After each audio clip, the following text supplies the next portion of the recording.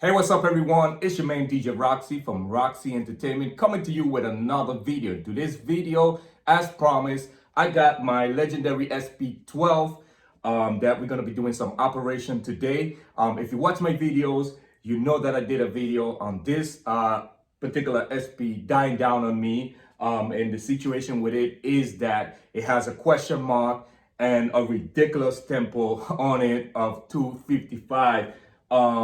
And I'm guessing that is, the battery on this SP12 that is gone out. If I'm not mistaken, this one is all original. And after some time, I mean, you're talking about a unit that came out in 1986.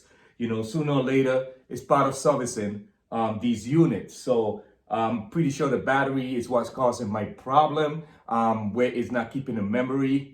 Even if you go and erase everything off the memory and sample into the memory, the SP works fantastic. But the minute you shut it off and turn it back on, then you get the error or the question mark with the 255 tempo. And not just that, but you lose all your sounds from your pads. In the only thing that you get is distortion coming out of the outputs. So today we're gonna be doing an intense operation on this bad boy. So stay tuned, don't go nowhere. It's your man DJ Roxy. And yes, before I forget, reminding you guys that if you're having other issues with your SP1200, I have videos posted on my channel showing you how to clean these faders. Also, we have videos showing you how to replace these pads. Also, on the SP1200 re-release version, I'm showing you how to change the screen. Now, changing the screen on the original SP12 and the SP1200, the original, there's some more process and soldering that have to be done when changing the LED screen on these units. But on the re-release version of the SP1200, it's a plug and play screen that you install. Now I have a video showing that. Maybe in the future when I upgrade this screen, I will do a video showing you how to upgrade the screen on your original SP1200 and your SP12. So anyway, don't go nowhere. We're gonna get our hands dirty into this bad boy. And once again, if you haven't subscribed, it's the perfect time to hit a subscribe button. All right, now that we have this bad boy on the operation room, first of all, before we even get started, you're doing this on your own risk. I'm not responsible for anything that happened to your machine or anything that happened to you while doing this job. So now that we got that out of the way, just basic tools that I have here. Just a flat screwdriver, Phillips screwdriver, and another Phillips screwdriver, just one smaller than the other. I'm pretty sure that we're gonna face a situation we're gonna need a smaller screwdriver. So yeah, soldering wire, of course, a desoldering station, and just a regular soldering, tip or whatever you want to call it. Right here, I have the battery. I'm gonna leave a link where I got this battery from. I was expecting the battery to be yellow, but I mean, color doesn't matter once it works. One thing that you have to check for is to make sure that the battery, I think the battery is 3 volt, if I'm not mistaken. But when we open this bad boy, we're definitely gonna know what's the voltage on that. But pretty sure it's 3 volt battery. And like I said, it's just basic maintenance on these SP. I mean, these things been out for a minute. We put these screws once again, so you have some screws in the back that need to be removed. 1, 2, 3. So we're gonna go ahead and remove those screws. And you want to flip the unit. Of course, you want to get something like a sponge or something to, before you operate on this thing. So we're going to remove these screws from the bottom. You got 1, 2, 3, 4, 5 screws.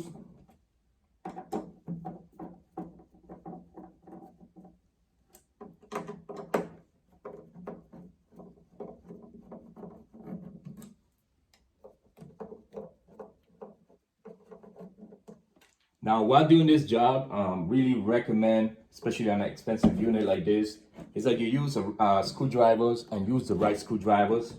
Once you take these thing off, you want to flip the unit to you, and right here, there's a ribbon cable. You just keep this back, and also plug this out. Be gentle. Just put your hand there. It's kind of hard sometimes. That you can plug it out from here. If you don't want to come out from right here, you can just plug it out from here. Just put this on the side for now. Now this, we want to put this on the side. Now looking at this is all original from factory. All the faders and everything. So this is an untouched Sp12. And yeah, the same thing I was talking about when changing these LEDs. You have to desolder these and resolder the new LEDs. So it's a simple process, but you gotta be kind of a little good when it comes to soldering before you make a mess, because all the soldering joints are very close to each other. But that's a video that I'm gonna probably do in the future.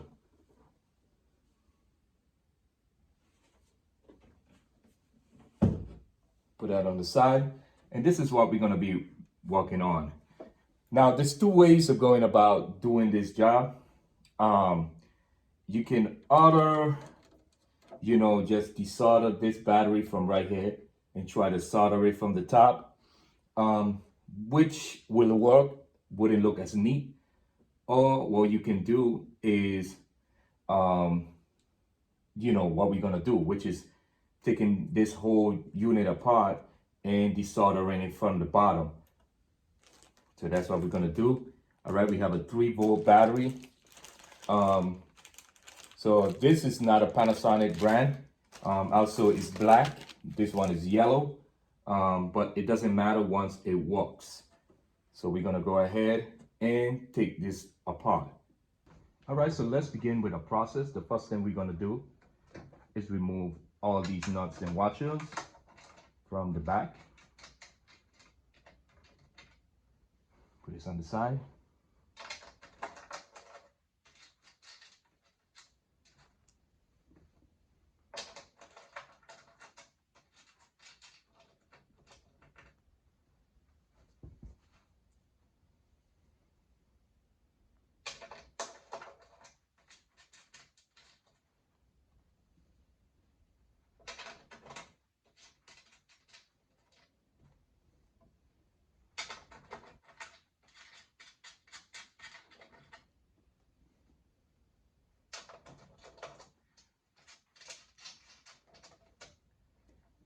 Somebody came to the shop yesterday and asked me if me doing tutorials do not affect my business as a repair guy.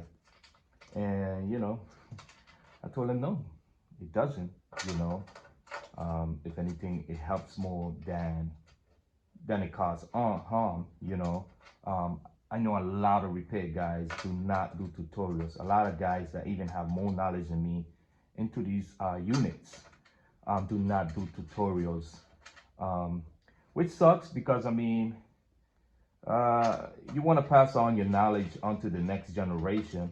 You can't just keep your knowledge. You're gonna come old or probably die, and it's not much people that know how to work on these older units. I don't see the reason why keeping this a secret. Definitely the next generation that comes after us is gonna be, just enthusiastic to have these units and work on these units just like us.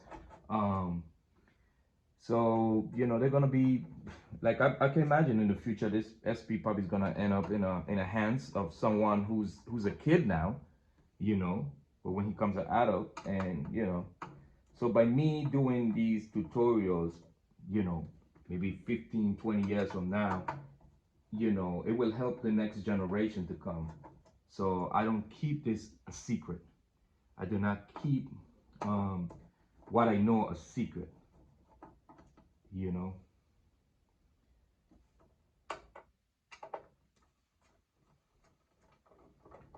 As you can see, I have some screws that I'm removing, some small screws. Just do not, you know, careful. Just make sure that you get all the screws. Do not force anything out. We're gonna go ahead and remove this cable from here. Unplug that cable. As you can see, we're gonna see if we have any more screws that need to be removed. Like I said, do not force anything out. Just take your time. Make sure you get all the screws off of this. All right, once we done that, as you can see right here, this need to be removed. So we're gonna take a small screwdriver. Let me just give you a little look of what this screw will need to be removed. I'm gonna go ahead and remove that screw. Hope you can see that.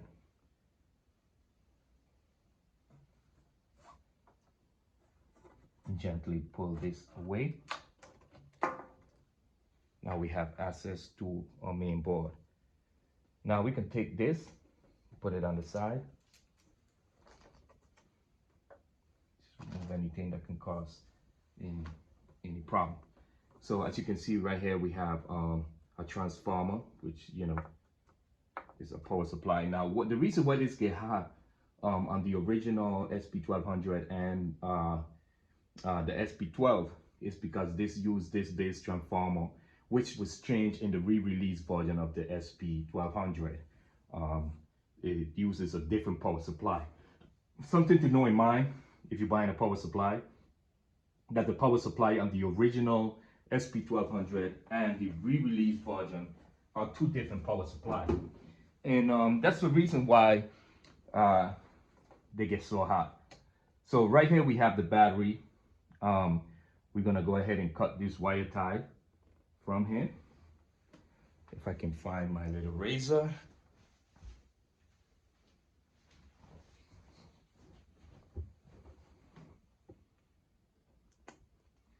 Cut this wire tie. We put a new one after we put our new battery. All right, so we're gonna try to pull this away from the back. Now, we're gonna go ahead and chase what corresponds to the battery. The two solder joints that correspond to the batteries are these two solder joints right here, which we're gonna be desoldering. So we're gonna go ahead and turn my desoldering station on. While doing this job, be very gentle. You don't, you know, plug out any of these wires or anything. As you can see, these are small chases of wires, and these things come from the factory. You will never see any new unit that has this kind of, you know, wiring and customization that you will find on this older machine. Like, this is, you know, in my opinion, unacceptable, but it is what it is. You know, is what make these machines what they are, you know, legendary machine. So we're gonna go ahead and desolder these two solder joints that correspond to a battery. In the meantime, we're gonna go ahead and open up a package with a battery. Just double check that it's a 3-volt. And we also have these little joints. We're gonna pull them out.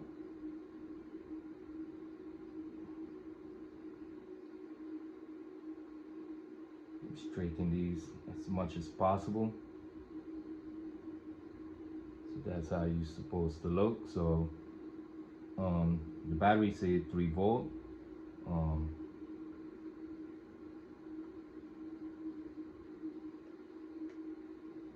And I'm gonna leave a link where I got a battery from. So we're just gonna double check the amperage on the battery and everything when we take it off before we put the new one. and the positive go towards that way. So you're looking at the positive towards that way, the negative going towards you. So when you flip the unit, just be sure the position of the battery, which is very crucial in a situation like this. We're gonna go ahead and put a little soldering joint just to soften, or when we're ready to desolder this, just to soften that.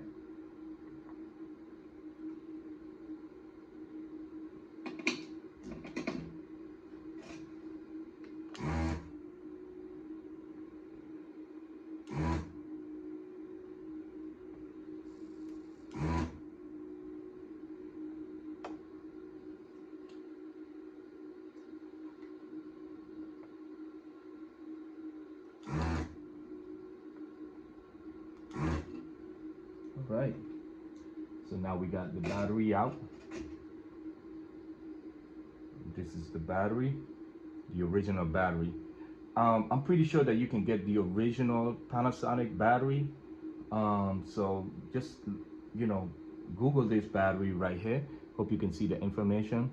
You can get the original. I wish that I got the original one.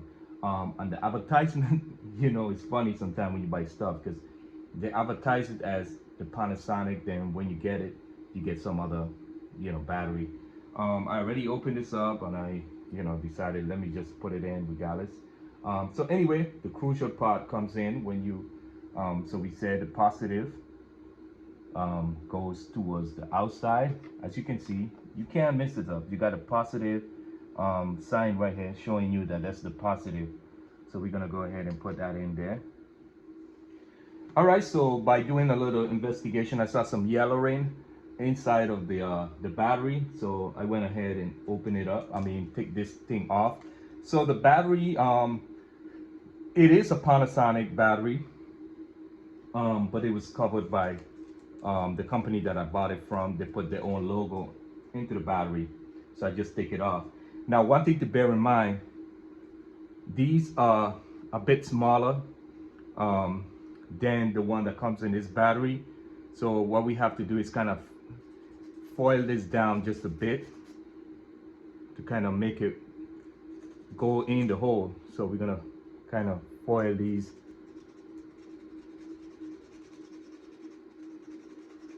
to make sure that it fit in the hole properly.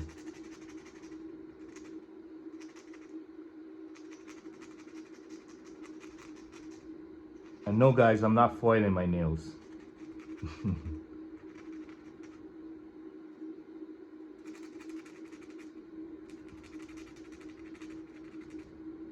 Kind of make these a little smaller, so by the time we fit that in there, it goes in the hole.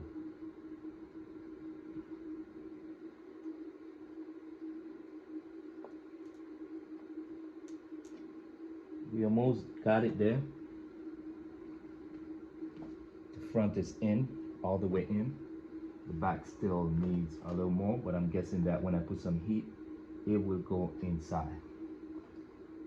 So let's go ahead and solder this.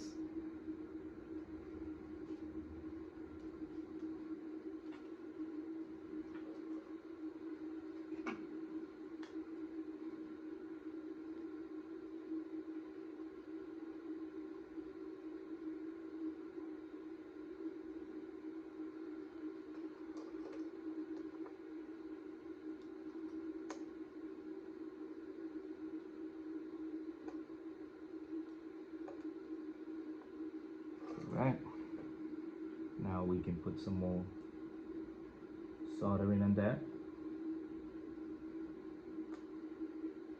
Make sure that we have that nice and flush.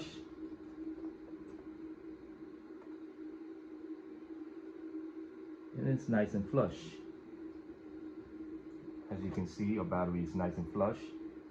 The next step will be trying to get one of these wire ties that can go around this battery. I mean, the battery is not going anywhere, but we're gonna just go ahead and make a job, you know, as professional as possible. So we're gonna go ahead and get a wire tie. All right, so now we got a wire tie. We're gonna go ahead and fish it in there.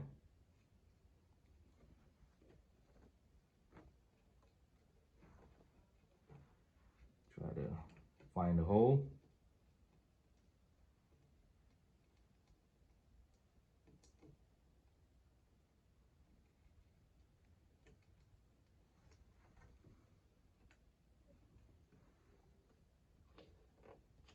Once we fish that in there, gonna help it in there. That. And tie this bad boy in there. Voila. Get a razor and cut the excess. And that's the way a battery should look. Alright, when we put a wire tie and everything, this is how a battery should look.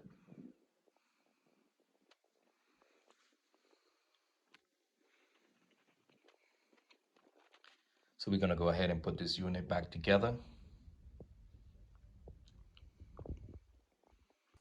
Alright, so let's go ahead and put the unit back together. Let's clear our work area. Very important.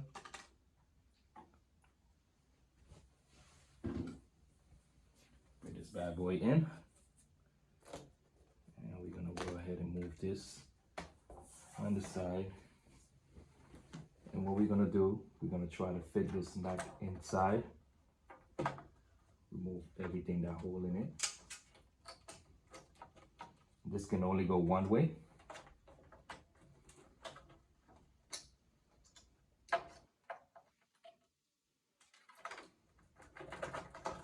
Alright, once we fit that in there, just make sure that everything line up. And we can plug this back in.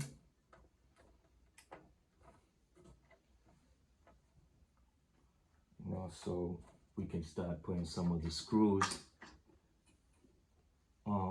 into the motherboard. Do not fully tighten these screws, just barely, just to hold them. So by the time we're ready to put our, washers in the back, nuts and washers in the back, it will hold its own position. We're gonna go ahead and put our washers in.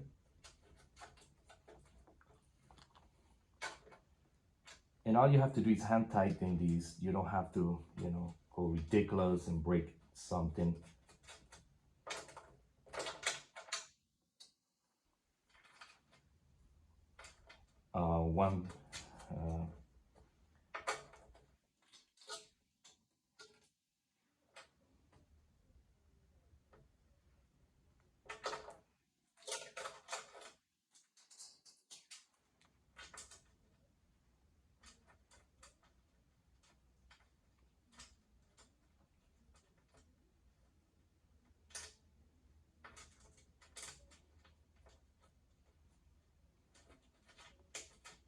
Okay.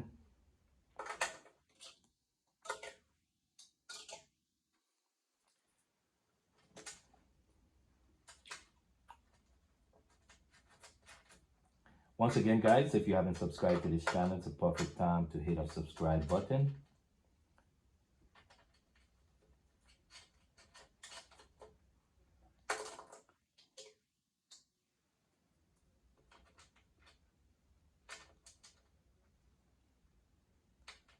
I am, 95% sure that this will fix our problem where our SP is losing the memory. Of course, it does need the battery to keep the memory alive while the unit is off. That's the purpose of these batteries in these units. And not only old units use batteries to keep the memory. Some newer units and stuff does use batteries installed. But sometimes, like I said, man, when it comes to the SP that keeps everything into the memory of the unit, when the battery dies, you lose all your projects. And that's the downside. Because I had a lot of units that, I had to replace batteries, like keyboards and stuff like that. But when it comes to the keyboard, your stuff is saved on floppies. Like for instance, the Triton Studio, the Triton original Triton, those things carry batteries. The M3 carry battery, but those stuff, when the battery died, you know, it messed up your settings, whatever you have set. You know, you would have to reset every time you turn the keyboard on and off, but that doesn't affect as you saving your projects. Now, when it comes to this older unit, I lost all my projects, and that's the difference between these units, these different units. Now, as the year went on, these engineers find ways to work around and have, you know, better technology. And like I said, these things are hand tightening. And by the way, I'm using a half, which if you don't have a half, you can use a 13. Now, once we have that, we can go ahead and tighten our screws.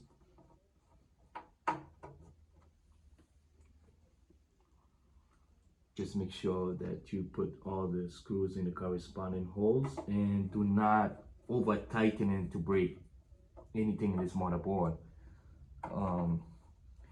These stuff are not something that you can get easily.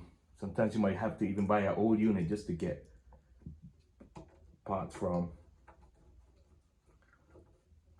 which is what I'm facing right now with a Triton Studio that I'm fixing right now. I'm probably gonna look at buying a whole unit just to get parts to fix that Triton.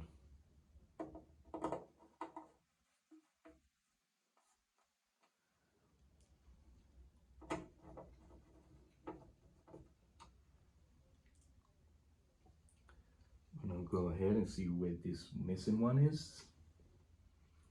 And right here in the front, right in front of me. Just make sure you get all the screws together, nice and tight. Now we can go ahead and put this one right here. Oop.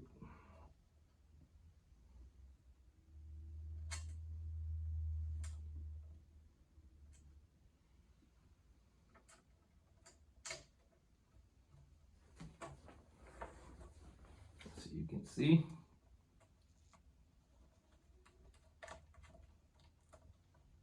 We're gonna go ahead and tighten this from the outside. Do not kill it. Just, you know, make sure it's tight enough. Make sure that everything is plugged in. And our very next step will be putting this back. So we're gonna rest this in right here.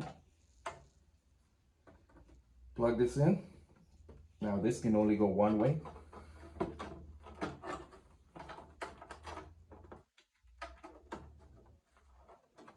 this in there. Clip it on. And we're good to go. Now we can close the unit. But before we close the unit, we're gonna look to see that everything is plugged in. Nothing didn't plug out. Make sure everything nice and tight. And now we can just close this up. And the next step would be putting our screws back together. So we're gonna go ahead and flip the unit and put the screws back.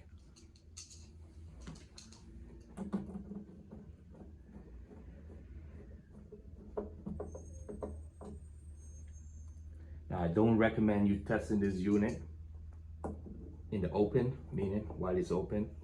You wanna go ahead and do that. It's on your own risk.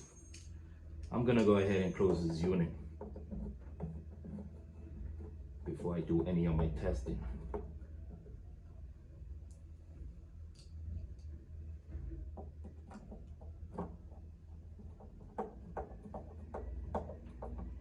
Once again, if you want to know how to change the faders on your SP12, your SP1200, I have videos showing you how to change your faders also how to change your pads. I have video showing you how to do that.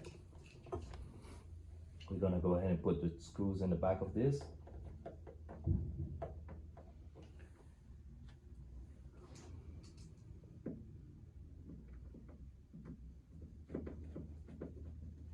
So I was glad that the battery that we got was not an aftermarket per se.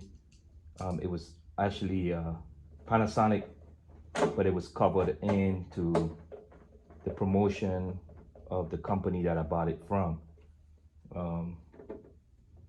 which I'm happy about that. Now what we're gonna do is plug this bad boy in and make sure that our job that we did, it's not in vain. So we plug this in, and we have to go ahead and reset this. So we go to 23, clear all memory.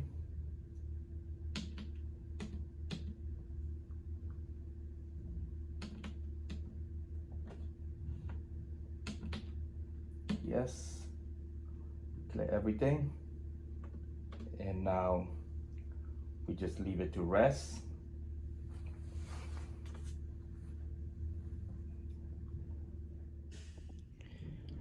All right, so we're gonna go ahead and turn the unit back on after we erase all the clear all the memory, and you can see this is working fantastic. Normally this will give you a question mark plus 255 tempo. So yeah, our unit seemed to be working as original, so working great. So hope you guys luck with your job. All right, guys, so there you had it, how to change the battery in your Emu Sp1200. Hope this video was informative enough and helpful enough for you guys that was brave enough to open this unit and change the battery on your own. So hope you guys have a great day, a great night. If you haven't subscribed to this channel, it's the perfect time to hit a subscribe button. If you already did so, thank you for subscribing to this channel, helping this channel grow. It's your man DJ Roxy from Roxy Entertainment. Until next time, peace out.